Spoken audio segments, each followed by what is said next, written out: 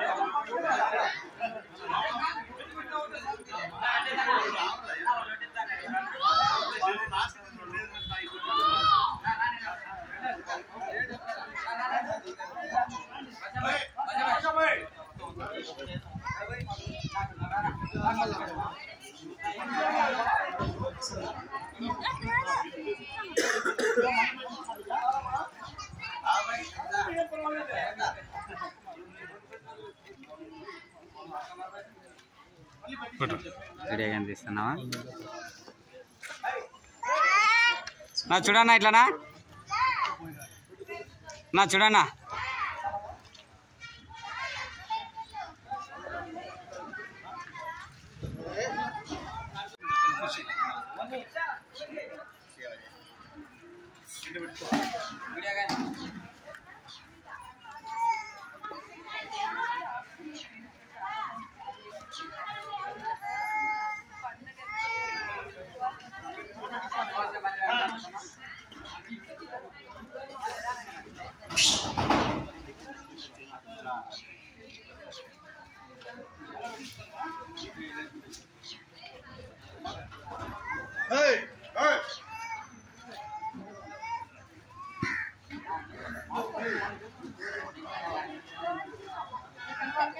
కొని పొడి చేసుకుంటాడు.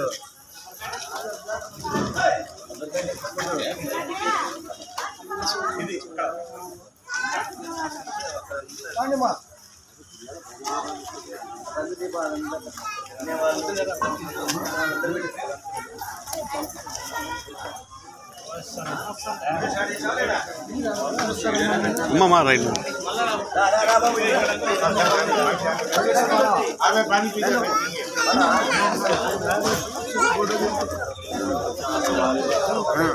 అక్కడ చూడు ఎవరో వచ్చినారు.